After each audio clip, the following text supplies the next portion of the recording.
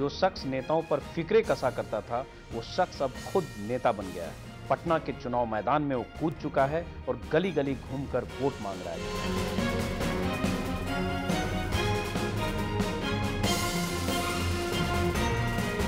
जी हाँ, हम बात कर रहे हैं शेखर सुमन की, कांग्रेस उम्मीदवार शेखर सुमन की। उसी शेखर सुमन की जिन्हें आप लाफ्टर चैलेंज के लिए जानते हैं, जिन्हें आप रियलिटी शोज के लिए जानते हैं, कुछ फिल्मों और कुछ सीरियल में एक्टिंग के लिए जानते हैं। वो शेखर सुमन अब चुनाव मैदान में हैं और पटना की चिलचिलाती धूप में वोटरों से वोट मांग रहे हैं। हमारे साथ मौजूद हैं शेखर सुमन।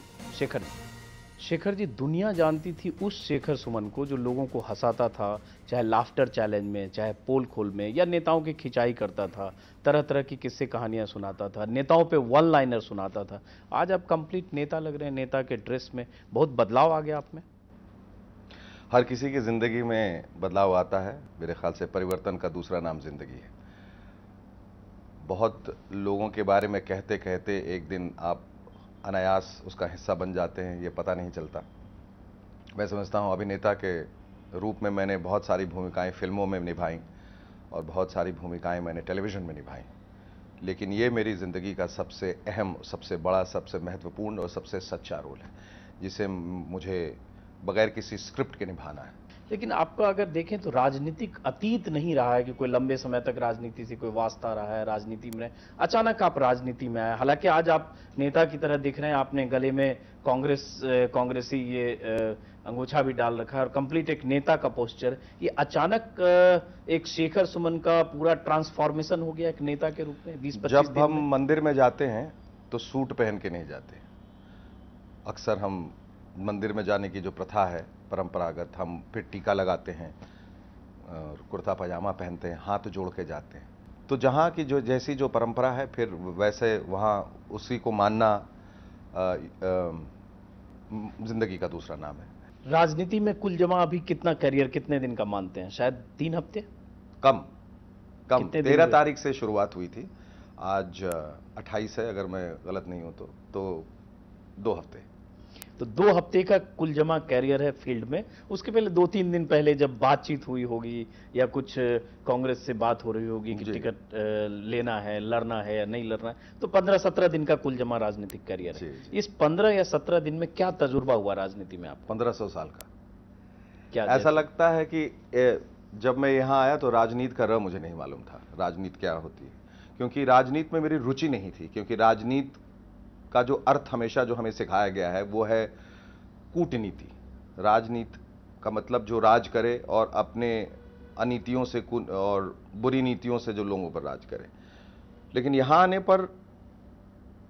पर जब मैं अंदर इस चक्रव्यूह में घुसा तो तमाम बातों की जानकारी हुई। किस तरह के लोग, क्या समीकरण है, क्या जात पात है, वोट किस आधार पे मिलता है, वगैरह वगैरह। तो पहले तो मैं घबरा गया, मुझे लगा कि मैं कहीं गलत जगह तो नहीं आ गया, कोई गलत निर्णय तो नहीं लिया मैंने। फिर मैंने अपने आप को संभाला और मैंने कहा कि नहीं, अब चूंकि लोगों ने मुझ पर बहुत विश्वास जताया है और कांग्रेस ने मुझ पर बहुत विश्वास जताया है। अभी एक बात कह रहे थे कि जब आप पटना आए तो डर गया, राजनीति, जात, राजनीति का र नहीं जानते थे, बहुत सारी चीजें देखी। तो क्या ऐसा देखा? क्योंकि अभी तक आपने ये होमवर्क कर लिया, ग्राउंड वर्क की, यहाँ राजपूत कितना है, भूमिहार कितना है, कास्ट कितना है, वोट बैंक क्या होता है। क्योंकि राजनीति में इसके बिना बात बनती नहीं है चुनाव में। अफसोस मैंने ये होमवर्क नहीं किया, लेकिन मुझसे ये होमवर्क करा दिया गया। तो अब तो पूरा आपने कर लिया होगा कि पटना साहिब कंस्टिट्यूएंसी में कास्ट कितने हैं, आपकी कास्ट के कितने हैं, दूसरी कास्ट के कितने हैं। जानकारी है पर मैं उस पर निर्भर नहीं कर रहा हूं। मैं समझता हूं कि जात पात पे जो वोट दिया जाता है उसका कोई मायने नहीं है। लोगों को उनकी क्षमता अनुसार, उनके काबिलियत पे वोट देना चाहिए। लेकिन एक इंसान है जो काम करना चाहता है तो उसकी जात क्यों पूछते हैं? उसकी जात है कि वो काम करना चाहता है, यही उसकी जात है, उसकी जात इंसानियत है। लेकिन लोग ये भी कह सकते हैं ना कि शेखर सुमन आज तक फिल्मों में थे, मुंबई में थे।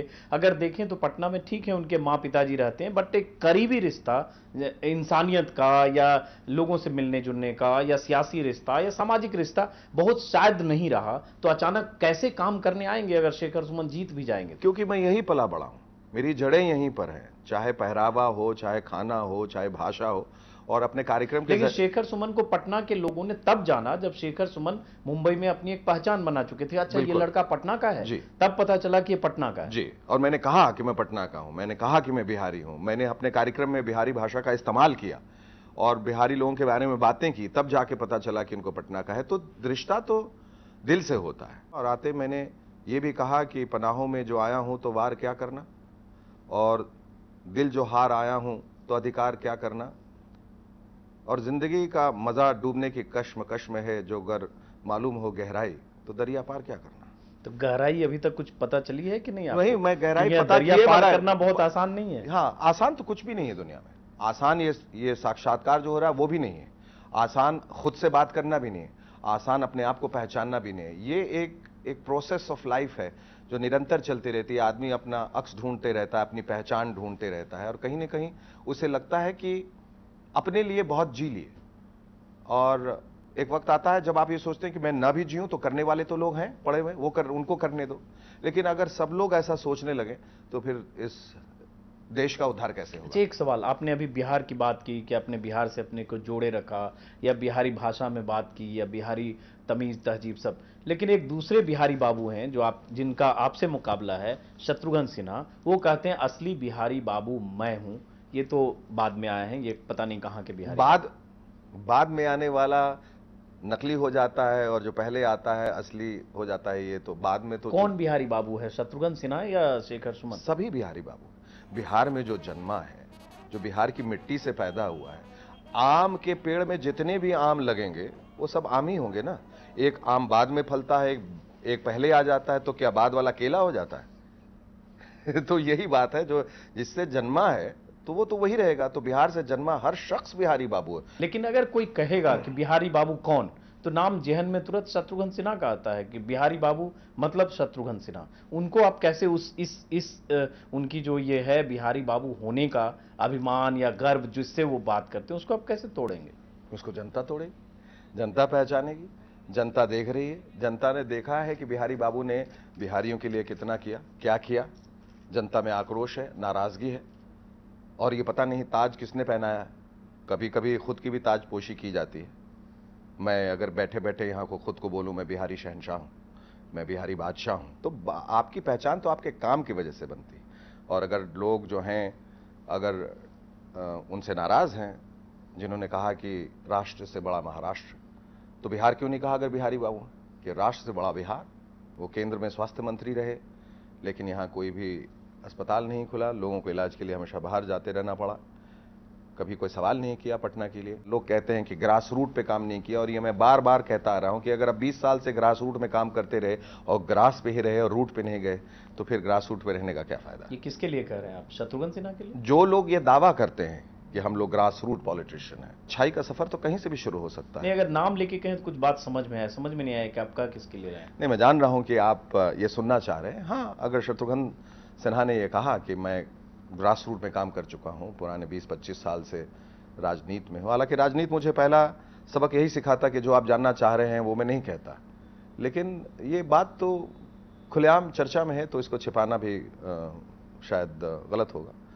एक बार आपको लगा नहीं कि शत्रुघ्न सिन्हा, वो भी फिल्म स्टार, पटना के बिहारी बाबू, हालांकि आप उनको नहीं मान रहे होंगे आज की तारीख में क्योंकि नहीं, मैं मान रहा हूं बिल्कुल वो बिहारी बाबू है, लेकिन साथ साथ दूसरे भी तो बिहारी बाबू, मैं ये कह रहा हूं।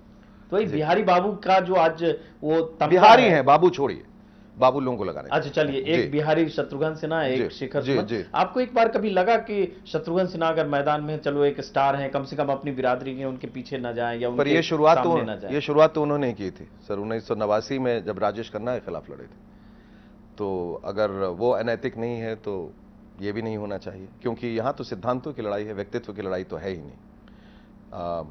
आप ये तो शुरुआत घर में ही हो जाती है। घर में हम जब क्रिकेट मैच खेला करते थे तो परिवार के अंदर ही 2 टीम हो जाया करती थी, तो कहते थे चचा के साथ वो और मामा के साथ ही हो, तो जिसकी जो पसंद, यथाशक्ति यथा भक्ति वहीं जाता है। शत्रुघ्न सिन्हा पे आप जैसे कह रहे हैं कि महाराष्ट्र के मुद्दे पर, या महाराष्ट्र में जब बिहार के लोगों के साथ जो कुछ भी हुआ, या जय महाराष्ट्र कहते हैं, तमाम चीजें आपने कही, लेकिन ये बात तो आपके बारे में भी कही जा सकती है। जब महाराष्ट्र में राज ठाकरे के गुंडे या राज ठाकरे के गुर्गे जब उत्तर भारतीयों पर अत्याचार कर रहे थे, तो एक फिल्म अभिनेता होने के तौर पर या बिहार के नागरिक होने के तौर पर जो विरोध दर्ज करना चाहिए, क्या आप लोगों ने किया था? मैंने किया था, बिल्कुल किया था। और जो एक अभिनेता कर सकता है, जो एक आम नागरिक, और बहुत सारे आम नागरिक हैं, जितना उन्होंने विरोध किया उतना ही मैंने विरोध किया।